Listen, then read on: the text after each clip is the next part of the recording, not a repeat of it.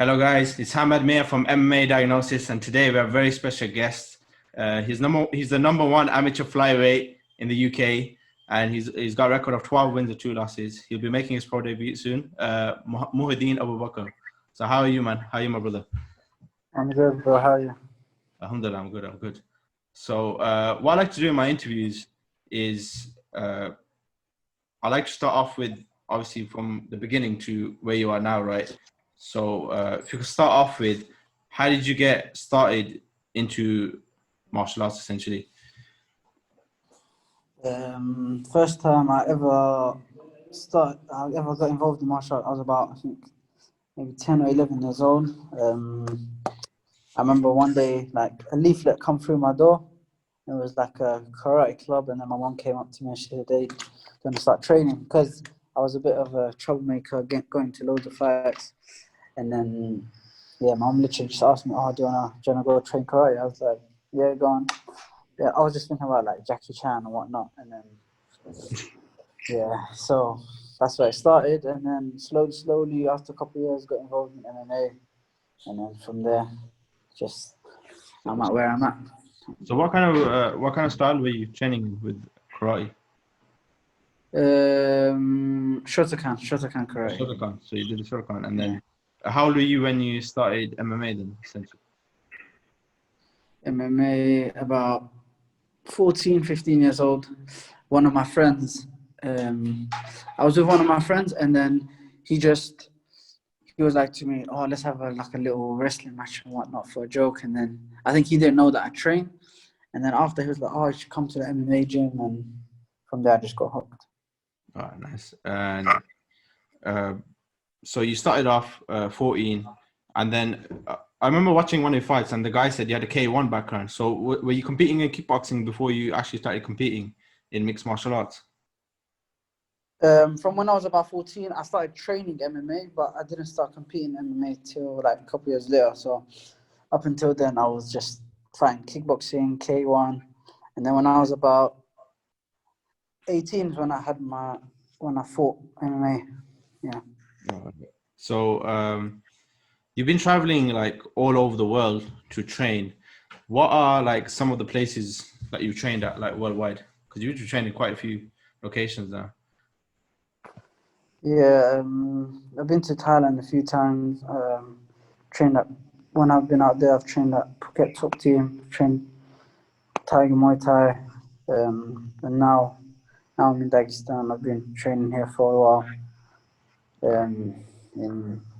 So been around a little bit. And so do you think that was like a big advantage at the amateur scene, like training at Phuket and then obviously later Tiger Muay Thai, against like some other guys who've just been training locally, maybe in the UK or?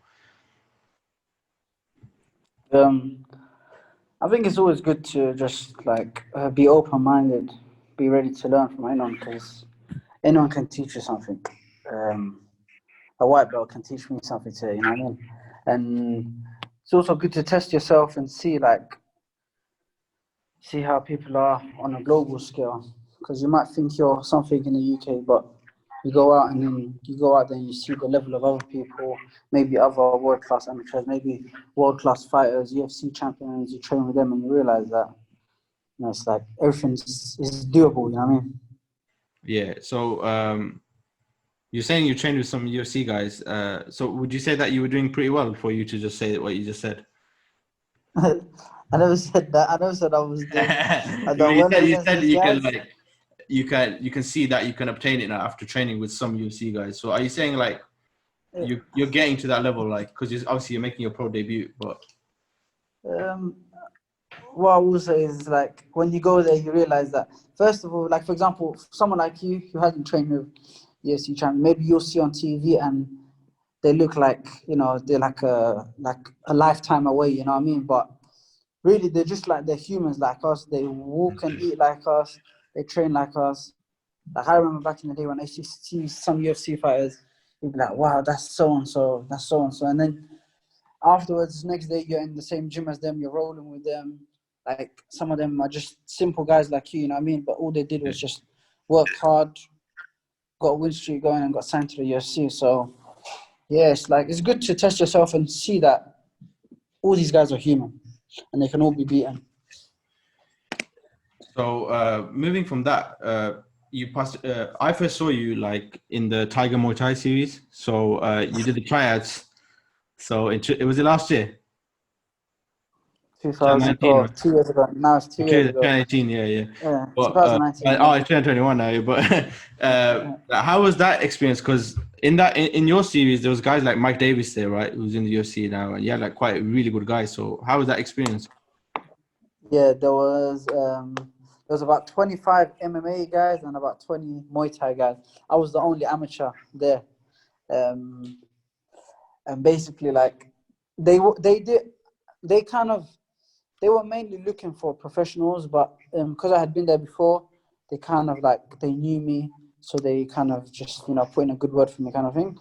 And yeah, the level was obviously super high. It was like there was fighters who fought on all the big like shows, UFC fighters, ONE FC fighters, ACA fighters. It was like the level was crazy, you know what I mean? And then to be thinking like some of the days I would be thinking to myself, is there a chance of me even winning this? Like I'm amateur. I've had like maybe 8 fights, and these guys are like UFC fighters, ONE FC fighters. But nonetheless, it was a good experience. It was tough, and yeah, just You another did really well, man. experience. You did really well on the show, like from watching, anyways. You did really well, man. Like considering you're amateur and you're with pros and guys, some of the guys who compete in the UFC in big organizations. So yeah, so talking about that, Rafael Fiziev then. So he was one of the coaches. So were you like got kind of a linkage on social media and things like that? Is that where that connection came from, Tiger Muay Thai? Yeah.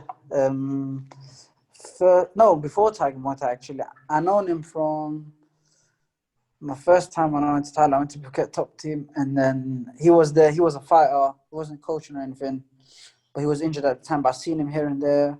We spoke a little bit, and then afterwards, when he moved to Tiger Muay Thai, he started coaching. I started working with him, started speaking to him, and then from there, that relationship built. And ever since, anytime I go to Thailand, he's always there, like helping me, like always giving me like time, coaching me, pads and whatnot. So yeah. Yeah, that guy's been on a like solid streak. Like he's been he just won recently. Marcano like knocked him out. So hopefully, we might see him champion soon, man. The way the division's holding up. That would be nice to see. All right. So moving from there, you're making your pro debut in February. It's been postponed, right? So it's supposed to be January. Was it Celtic Gladiators? Yeah, it was meant to be January 31st, and then about maybe a week ago, they told us that it's been postponed to February, which is a bit of a. Yeah. Okay. Yeah. COVID, right? So is it what's the exact date? Is it now February 20th or February 21st, I believe? all right? We've got quite a while away. So you just said you were in Dagestan. So you've been prepping there is it for this fight, for this camp? You've been prepping, or you just went there just gain experience? Really and truly, I came here just for training. I wanted to just come in for a few months and then not really think about a fight, just level up a bit. But then towards the end, I was like, let me try and get a fight as soon as I'm back. I'll be in good shape. And then obviously now it's been postponed, so yeah, it's a bit hard because it'll be like 3 months here, and then it will still be like another 4 or 5 weeks, which will be like 4 months of non-stop hard training. You know what I mean, it's a bit much without rest, so it's a bit tough. So you've been here for the last was it 3 months?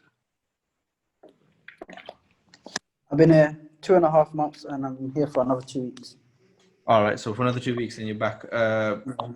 So Dagestan, Dagestan is known for their wrestling. They think how is the level of wrestling compared in Dagestan compared to other places in the world, like where you train? It's like everyone can wrestle. It's like in UK, everyone plays football, and it's just like you go to the gym and everyone's pretty much like. There's very few guys. There's some guys who come from like a striking background or some other background, but it's like everyone can at least wrestle to a decent level. Even like the lower end wrestlers in the gym, they're not bad wrestlers. So yeah, it's always hard because it's like every time you spar, you just got to watch the takedown. There's very few people that you'll spar with and you'll be like, yeah, he's not gonna go for a takedown. You know what I mean? This was all right. Like, would you say that experience is gonna like give you a big advantage coming later on now in your pro career? Like, you've been training with these kind of guys with wrestling background. Obviously, you're starting off mainly in the UK now for your professional career. Would you say that kind of experience is going to give you a big advantage now compared to the UK guys? Typical UK. I think so, because when you've got guys constantly pressing you with takedown after takedown, it also makes you level up defensively, you know what I mean? So I feel like I've leveled up defensively a lot, like knowledge-wise as well, knowing what to do in certain positions. Yeah, and I think, like, sometimes I think to myself, I'll be taken down by someone or defending it, and I'm like, man, there's no one in the UK that will be taking me down like this guy. Like, you see, like, a high level of wrestling, and, like, it's not that like, some of the guys that I've wrestled with in the UK, there's no one at that level some of the guys that I've wrestled with here, there's no one with that level of wrestling in the UK. Yeah. It's not to say that I can't get taken down, because you can get taken down, but it's like I've seen very high level wrestling. And you've been in them positions, right? Like with the pressure, like you're saying, and things like that. So moving on from that, you posted a picture with Khabib and Islam Makhachev. How was that like meeting them? Because like they're kind of like at the pinnacle right now, especially like not only within the MMA community, within the Muslim MMA community, they're like up there, right? They're well known. How is it? And I'm going to be paraphrasing. Yeah, you put a caption, inshallah, one with a champion and one day a future champion, inshallah. So how is it like that meeting that guy and you want to get to that level? Khabib, like, it was kind of like spontaneous. Like, we didn't really speak much because he hasn't really been in the gym. I don't know what he's doing. Obviously, you see him every day doing something different on a different city, doing something completely different every day. But Islam's always in the gym. But I've met Islam before in like last year, about January time. But like, he's always in the gym. He's a very nice guy, very open. He's always joking around. Like, you can always have a conversation with him. Not big-headed, He's like not one of those guys who thinks that, oh, I'm in the UFC, I only speak to my guys. But Khabib, not so much. I don't really speak to much. But Islam, yeah. Yeah, your camera's kind of a bit funny. Oh, can you hear me? Sorry, yeah. All right, yeah, your camera might be funny, so it's fine. Wait, all right, so fun. Okay, yeah, we'll go back. All right, so like I said, Islam, humble guy, right? Have you actually trained with him, or was it just like meeting him? Because he's quite a lot bigger, right? Because you're competing at flyweight, and he's a lightweight, so. Wait, sorry, go back. All right, yeah. So what I'm saying is, you said Islam's a humble guy, like, he doesn't. Yeah, very nice guy. Even though he's a high level guy. Have you like actually trained with him, or is it just like just taking a picture after maybe during training? Because obviously you're quite a bit smaller, right? You're flyweight and he's a lightweight, so. Yeah, a big lightweight. Nah, I haven't trained with him, but like the other day, after training, I saw him. He was showing someone like a technique, and I went with someone and I started drilling with him, and he started like giving me details and whatnot. Yeah, I haven't trained with him. Trained with Omar. Yesterday, no, not yesterday. Was it yesterday? Or the day before, I grappled with Abubakar. Sorry, what did you say? Yeah, you're referring to Umar Nurmagomedov, and yeah, for his cousin who's making his debut. and Abubakar, who's even bigger than Islam. But yeah. Yeah, so you should tell Islam to teach you the Russian Thai snap. Have you seen the video? You're going again.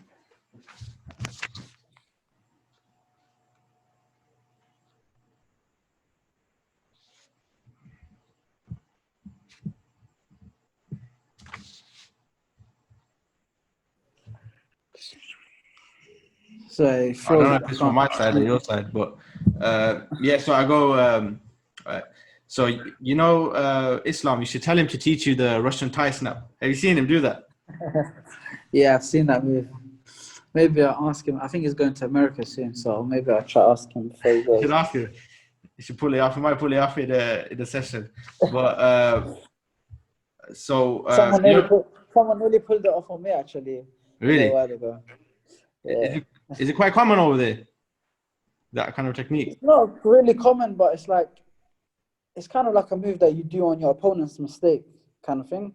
Or like your opponent has like a certain grip and then you go for it. Someone nearly done it to me, but it was like really slippery, after like an hour of wrestling, and nearly got me with it, but he didn't. But I was aware of it. That's the only reason. Yeah. How long are the wrestling sessions like generally there? Like, is it like here in the UK? Oh, it's 2 hours. Okay. Yeah, wrestling here is 2 hours. All right. And so how would you describe the lifestyle there? Because like we always hear it, like you're actually living it right now. So compared to that kind of village, it's kind of village lifestyle, right? Up in the mountains, and then not really. I think like you've probably only seen like Anatomy of a Fighter, I'm guessing, right? Yeah, like there's not many guys who have videoed Dagestan from the West. But really and truly, it's like there are all them villages and whatnot, but there's also like city life too. Like now I live on city, I live just off the main road. There's restaurants here, like shopping centers. But if you want to go to like villages, there are villages that I've been to that are like, you drive 2-3 hours and just drive into villages in the mountains, like villages with 2,000, 3,000 people. Like the village life is there, but where I am, I'm in the city. Yeah, I'm in the city. Right, even Khabib and all these guys, they're from the village, like that's like where they're from. And then when they get to like a certain age, when people want to start working or training and start looking like for a professional career, they move to the city. So like in the gym, most of the guys were born in the villages, and now they're like maybe 20, 22, 23, 24 years old. They live in the city while their families are still in the villages while they're trying to pursue their career. All right, and so you're there right now. I'm gonna move on from that now. I was gonna ask you, is there any like pressure in being kind of one of the bright prospects? Like you're kind of the new wave, right, of new generation in the UK MMA scene, and you're also representing the Somali community. So is there like a lot of pressure in that sense? Because you're probably the only Somali fighter that I know professional, like getting to the professional now. Not really pressure. Not any more pressure than there needs to be, because at the end of the day, like I put pressure on myself. First of all, I need to win. For like, as much as like everyone who supports me, I care about them. The first thing that comes first is like I need to win for myself and for my family. That's like whether someone like is rooting for me or not. That is not like that's not the priority. You know what I mean? The priority is for myself and for my family. And at the end of the day, I tell myself like it's a fight. The fight has got its own pressure. You know what I mean? I need to just worry about winning the fight because another guy's trying to beat me. So I don't try to put too much on the line, kind of thing. But I think my last fight, for various reasons, was like probably the most nervous I've been for a fight in a while. But generally, I'm not that nervous. Like I don't feel much pressure other than the pressure that I have, like of just performing for myself, my family, and winning a fight. It's a fight at the end of the day. You know what I mean? It's like it's its own problem. Yeah, because in your last fight you got into a tight position. I don't know how you got out of it. Crazy position, but things like that. That's what I'm saying. It's like you can think about, I've got to put, like, I've got to represent my fans and whatnot. Forget about that. You got to win the fight. You know what I mean? Like, it's a fight. Yeah. And how did you get? I'm gonna ask you this. So, how did you get the nickname the Captain? Is that still your nickname? This is not actually. Because I see the topology, and it's like I was thinking. Obviously, it's not. It's actually. It's like. It's not real. It's not really my nickname. I was gonna use it once, and then I told the announcer because someone gave it to me. I wanted to use something that someone gave me. I never wanted like a nickname that I made myself. You know what I mean? Yeah, it's got to be given to you, and I'll get to how I got it as well. But one day I told the announcer to say it just for the fun of it because someone gave it to me, but he never said it. So nobody ever really. Like, no one's ever heard it, but I don't know how it got to Typology. So I took it off because it's not really, and after that, I didn't really like it. But how I got the nickname was basically, I was in Thailand, and I had an infection in my eye. Oh. I had an infection in my eye, so I was walking around with the eye patch on. Someone gave me an eye patch to cover my eye because, like, as soon as the sun would go in my eye, I would be in, like, crazy amount of pain. And then one day I was with a couple of people, and then, you know, Tai Tuivasa. Yeah, the big. Yeah, he was like, we ended up speaking, and someone mentioned nicknames, and then he's like, you should be called the Captain, look at you, or something like that. And then I was like, all right.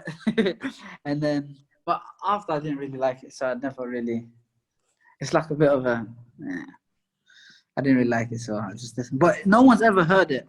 So I don't know how it got there. Oh no, because you know when you go on Typology, it says on the Captain.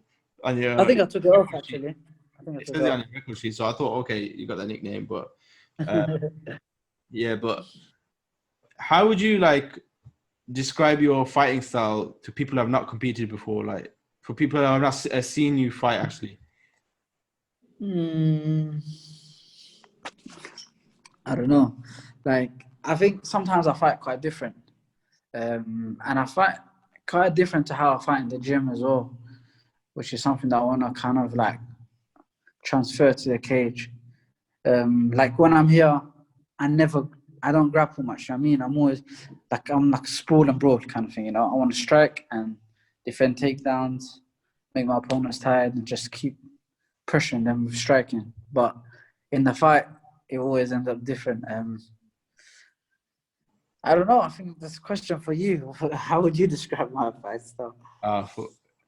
Generally, like from what I watched, like you started off more striking, and then, like you said, sprawling and brawling, being in the top position, and then just you see through your fight, your bottom game just was like crazy, man. Like your arm bars, your transitions, things like that, mixing it all together. It just started getting really good, like as you progress, like each fight. My style, like even here, like my style is striking and grappling. It's kind of like, for example, like Anderson Silva, striking and jiu-jitsu. Yeah. He's not a wrestler, you know what I mean? Or like Anthony Pettis, striking and jiu-jitsu. Wrestling's not really seen. On the UK scene. That's why I said that's a lot of guys on the UK scene generally, right? Striking, and then they have a bit of grappling, but the wrestling is where the kind of the weakness. Everyone lacks. Yeah, it's just not really my thing, you know, to shoot kind of thing. Just get it to the ground like, one way or another, you know what I mean? Kind of like, say, like Brian Ortega, like maybe from the clinch or something like that. Yeah, but I don't know.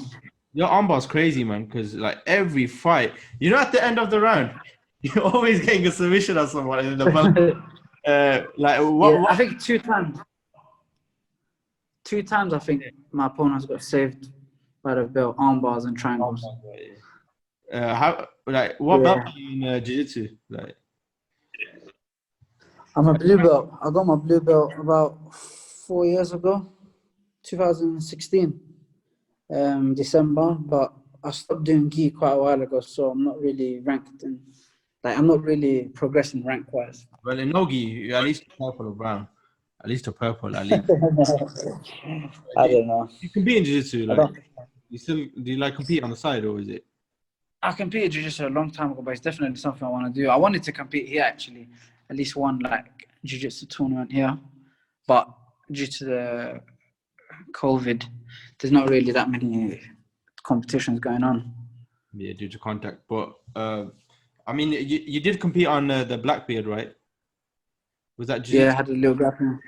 Yeah, I had a grappling. That was like a sub only. I want to do more when I go back to UK. I want to try compete more in grappling, test my level. I want to see my level. You know what I mean, against other guys, not just MMA guys.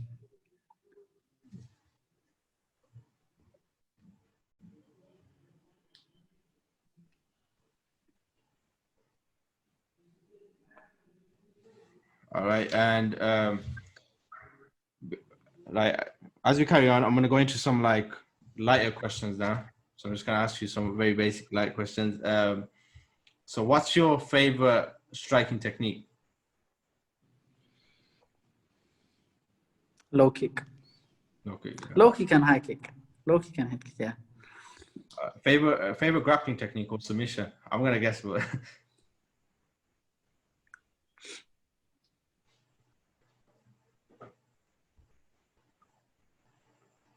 So it's frozen. favorite grappling technique or submission? Favorite grappling technique or submission? This one I kind of have phases, but I'd say generally my favorite submission is triangle choke. Triangle choke. I thought it'd be the armbar. You pulled that one off the most, but It's not really my favorite. It's just you kind of end up. it happens a lot because of people's mistakes. People make a lot of mistakes that open up the armbar. One is because of where they put their hands in it in the guard. It's what makes it like a big problem. And then, but here in Dagestan, I've pulled off like maybe, I've been here 3 months, I've probably pulled off like less than 5 arm bars. Yeah. So Yeah, because people stay heavy on top. They don't make mistakes where they put their hands. They make other mistakes, but that mistake generally wrestlers don't make. yeah. So what would you say is your like? What's your favorite? Like you're cutting weight now, and you want like a cheat meal, right? What's your favorite cheat meal? That I have or that I want to have? Yeah, I want to have during weight cutting. On fight week, I usually crave like burgers and like sweet stuff like Nutella, pancakes. Yeah, Nutella and pancakes. All right, nice. And who's your current favorite fighter to watch? Like generally, like I've got a few. Rafael Fiziev as a striker is probably number one. Khabib's gone. Zabit, Jose Aldo, I'm a big fan of. Did you say favorite or favorite fighters? Like you can say a few, but if there's one fighter, who would it be? Like that's one guy like you. The one guy I love watching is Rafael. I watched him like from before UFC, about 4 years now. All right, nice. And if you could pick one fighter to compete against, any weight class, any era, who would it be? Like a dream matchup. Any weight class. I've always thought about as a flyweight, but my dream fight is Demetrius Johnson, 100%. But if we look like beyond that, beyond like flyweight, don't know. I think me and John Jones would be fun. That would be doable though. If you win a few more fights and then you go into one championship, I mean, it's definitely possible if you sign with one championship. Yeah, I think he'll probably be done soon. Yeah, maybe. But you never know. Demetrius Johnson, if we talk any weight class, maybe John Jones, Anderson Silva, be fun fights. If you just make us the same size. And I'm gonna ask you some predictions for the upcoming cards, right? So the first fight is Max Holloway versus Calvin Kattar. So who do you see winning that one? Calvin Kattar. Calvin Kattar. All right. Why? Like, is there any specific? I think Max Holloway is a very, very good striker. He's also one of my favorites, but he's gonna strike. Obviously, I think like the last couple fights, his volume went down a little bit. Like how much he's throwing and that, and Calvin Kattar. I think Calvin Kattar will find his like timing, find his shots. I don't know decision or knockout, but I think Calvin will outstrike him. All right. And the next one, it's just got recently announced. Dan Hooker versus Michael Chandler. So the debut of Michael Chandler, right? But Oh yeah. I'm gonna go Dan Hooker. Dan Hooker. All right. Yeah. You don't think I like think Dan Hooker. you don't think the Sorry? wrestling? You don't think the wrestling or the power of Michael Chandler will? Dan Hooker is a striker. Like he's seen the style. Like he comes from where he trains City Kickboxing. It's like they got a good game plan for like spool and brawl style. Like Adesanya, you see, it's like they're good strikers and they know how to like use a lot of feints, a lot of movement to like distract wrestlers and throw them off their game. So I think a good game plan will get it done. All right, nice. And the last one is McGregor versus Poirier. McGregor. Yeah, I think that's probably the one that I'm most confident about.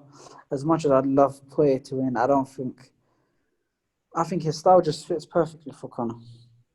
And he gets. I was just reading something like a few hours ago about Conor's coach talking about how Poirier gets hit way too much. And this is what I've been saying to people for so long. If you get hit versus Conor, the amount of times that Dustin got hit versus Dan Hooker or Max Holloway, Or even definitely.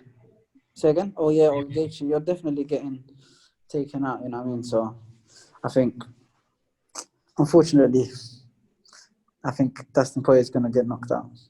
all right, one more hard one, right? So Khabib versus GSP. 155 or 170. All right. Let's just say 165, because that's more fair, right? If we're talking 155, I think the weight cut obviously plays in Khabib's favor, but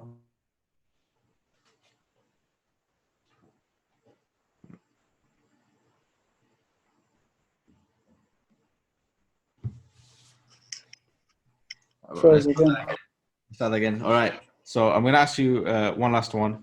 Khabib versus GSP. Khabib was just at what weight? 165. 165.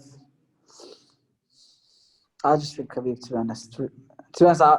Even at 170, I think I pick Khabib. He just like the things that obviously when you got guys like DC and like Luke Rockhold said, when I spar with Khabib grappling, I have to go 100%. So like it speaks enough of how strong he is and how much of a grappler he is. But GSP obviously is like a master tactician, so it wouldn't be easy. But I think Khabib would do it. What do you think? Who do I think? Yeah. You know what it is?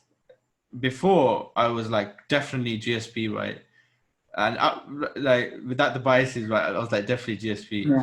And then I did the interview with Adam Piccolotti, right? Bellator, and he's trained with Khabib. And he goes, Khabib takes down national champion wrestlers.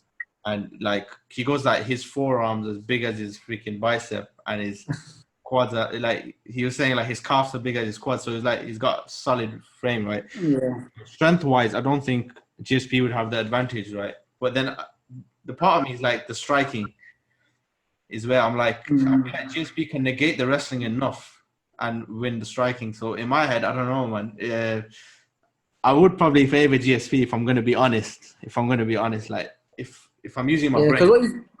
What you said about like Khabib taking down national champion and whatnot, GSP does the same, but the only difference is GSP does it in MMA. You know what I mean? Like Khabib takes down wrestlers in wrestling. And GSP takes these guys. Yeah, and GSP's managed to do it in MMA, so against the best wrestlers. But I mean, wrestling, wrestling and then wrestling and MMA are totally different, right? You know yourself. Yeah. So GSP's I mean, they both at that level. adapted very well. They both adapted wrestling, obviously. Probably the two best guys who've adapted wrestling to MMA. But yeah, it definitely wouldn't be easy for any of them. Do you see GSP taking down Khabib in a fight like MMA? I really don't know.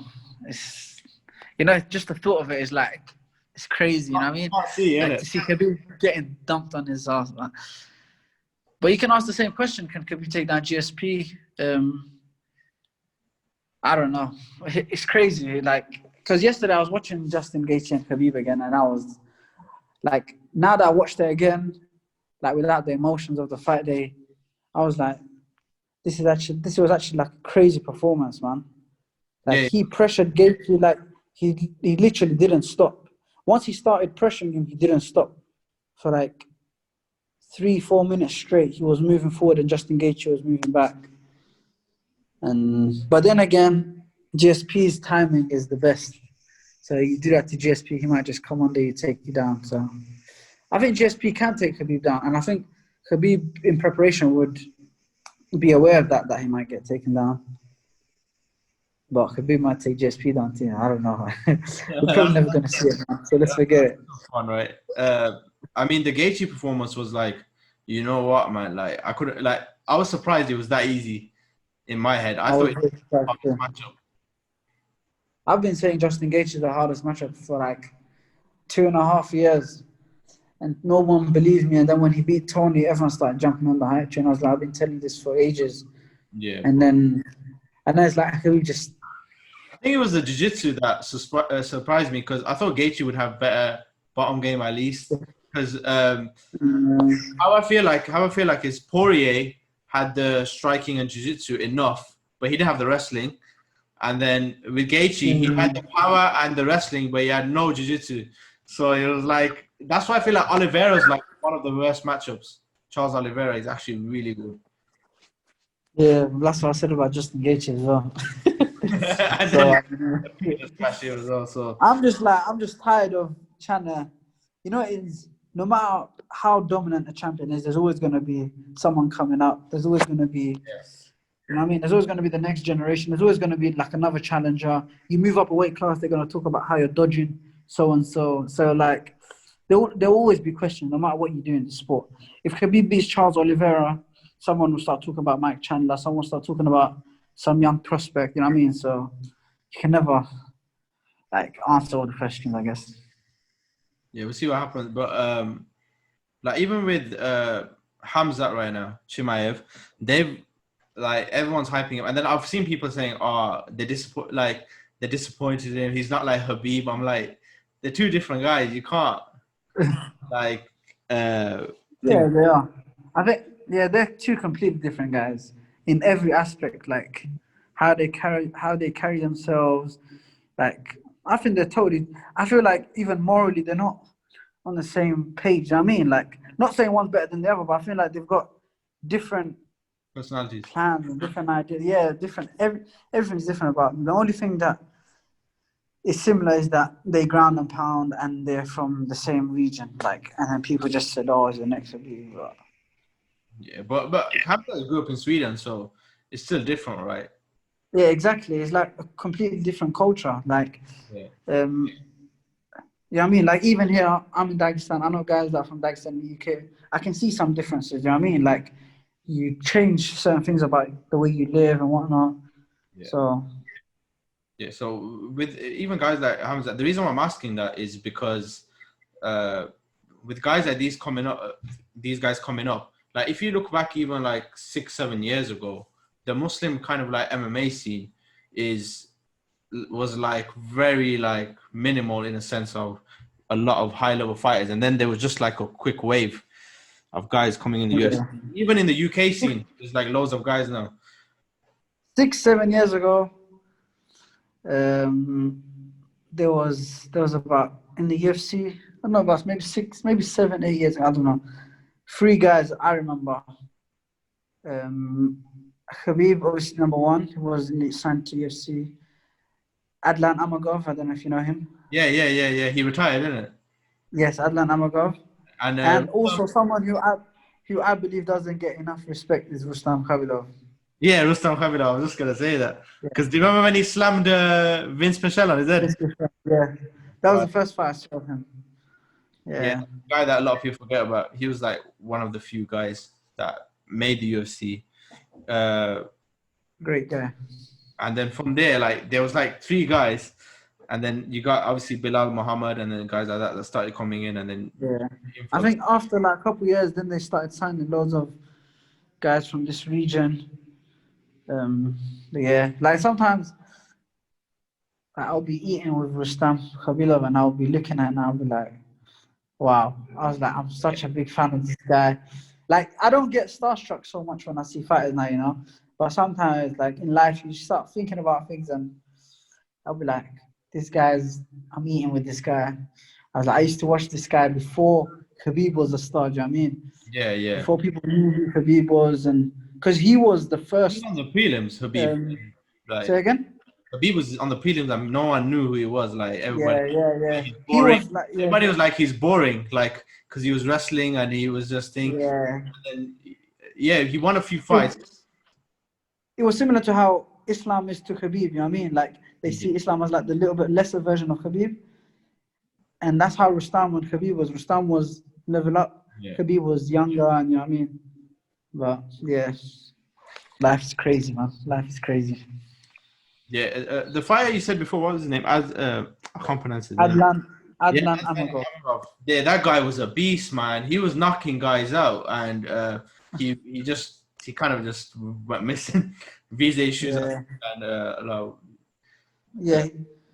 He has the stories of him like knocking out some very, very high level fighters in America. Very high level guys, knocking them out in training.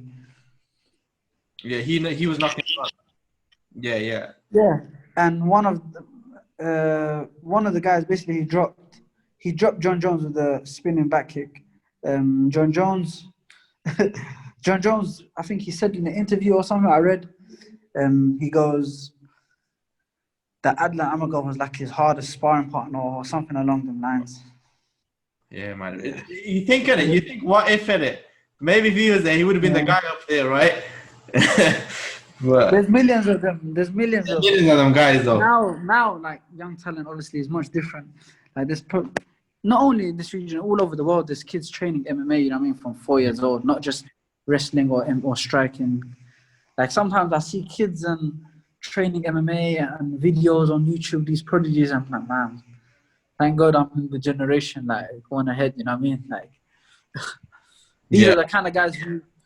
These are the kind of kids who come up and take your spot, like the way, you know, you get like Anderson Silva was a legend, and then he becomes a stepping stone for someone like, I don't know, Jared Cannonier. You know what I mean? Yeah. That's how it is. Like guys of my generation will become legends, and then you get these young prodigies just come and spit on us, basically. Do you think Habib and GSP retired at the same time then? Retired at the right time? Say again? I think it was good that Habib and GSP retired at the right time then, because you don't want to be ending up as a stepping stone, right? Yeah. And I think those two, even though they're two of the best fighters ever, they're also two of the smarter ones as well. And like they understand that. Khabib said it loads of times that there's going to be guys who are younger, more hungry than me, and you can't compete at that level forever.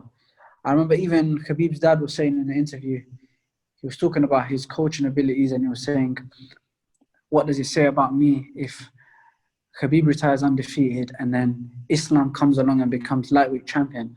And what he said was like, Islam can do it. Islam is younger than him. He's hungrier than him. And like, you see how hungry champions are, like Khabib and other champions too. Like how much they want to be champions and leave legacy. Israel Adesanya, you know, John Jones. But there's guys below them who are even more hungry than them. So that's the game, isn't it? It's food chain, right?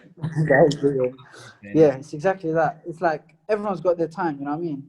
Jose Aldo was a legend and then he found his Max Holloway, you know what I mean? It's like, it's just the game's like that. And I think they were smart, you know, like as fans, obviously we want to see them fight for longer, but that's because we don't care, but we care about entertainment. But they know, like how long do you want them to fight for? people start talking about retirement, no one talks about retirement when you're winning. You know what I mean? So everyone talks about when you're losing. So are we going to wait for Khabib to lose to start saying, oh, he's starting to fall off? Or, you know what I mean? Look at Tony Ferguson. Everyone's waited till Justin Gaethje, and now everyone's saying he's done and whatnot. But 2 fights ago, no one was talking about that. Everyone's talking about him fighting Khabib. Yeah, him being Khabib. So, Yeah. so, So, you know what I'm saying? Like, no one talks about retirement until, like, you fall off big time. So it's better to retire on top. Let there be a question of, like, what if? It's better than what he could have been if he never fought, you know what I mean? Like Anderson Silva. it's like another guy, he's another Chechen fighter, right? Merbek Taisimo. I don't know if you remember him. Yeah, he I know him very well. Greek, and then he had visa issues, and then so it's like a lot of these guys now where like they could have been there, and then but saw him about 2 weeks ago. Before we conclude, after your fights, you do prostration, right? So how has your like your Muslim faith, Islamic faith, how has that helped within your career in terms of like discipline, spirituality, things like that? I think discipline, I think most people probably know. Obviously, certain things I don't do, that hinder like an athlete's career. I don't drink, I don't smoke, never have, hopefully never will. But I think more important than anything is like faith is a powerful thing, regardless of what you have faith in. You know what I mean? If you have faith, it's in terms of your confidence, it's a powerful thing. When you fight for something, and for me, it's always just been like I prepare to the best of my ability. I do everything that I need to do, and whatever else happens, I'm just content. You know what I mean? Win, lose, draw, I'm content with life. Life could be a lot worse. You know what I mean? Every time like I've lost or won, when I've lost, I thought to myself like, obviously initially you'll be emotional and whatnot, but after I just think to myself, life could be worse. You'll post a post about you losing a fight, and then after you post that, you scroll down a few times and you see there's a kid hungry, there's a kid homeless. Do you know what I mean? It's like there's a lot more to life than the sport. And yeah, honestly, win or lose the sport, as much as I put into it, it's not everything. You know what I mean? Like life goes on. Whatever God has for me, whatever Allah has for me, I'm content with, because I know there's no point in me crying about all the bad things that happen in life. No one ever, the way people complain about the bad things in life, you don't hear them talking about the blessings they have. You know what I'm saying? So, yeah, I guess religion just helps me with everything, because I know whatever happens, it's not gonna kill me. You know what I mean? Yeah, and that was a great ending. And how are you gonna win for your next fight, for your pro debut? How do you see yourself winning? Let's just finish it up. I really, really, really, really want to show my striking, and I want a really nice finish. That's what I want. I really want a nice finish. KO. We'll see. I would love a KO. There's no point me saying that because I've never done it. People are going to be like, oh, that's what you said 100 times. So let's just see. But definitely think I'm going to finish this fight 100%. Inshallah, we'll see that. So I'd like to thank you for your time. And is there anyone that you'd like to give a shout out to before we end it? Anyone? Thank you for having me. Just all my coaches, all my training partners, my family and friends, they know who they are. And yeah, thank you for having me. And where can people find you on social media? Instagram, m.abubakar98. Twitter, Muhidin_125. And Facebook, there's an athlete page, Muhidin Abubakar, MMA fighter. All right, guys, that's where you can find him. Give him a shout out, follow him. And watch this guy get to the UFC, hopefully. So, all right. Take care, my brother.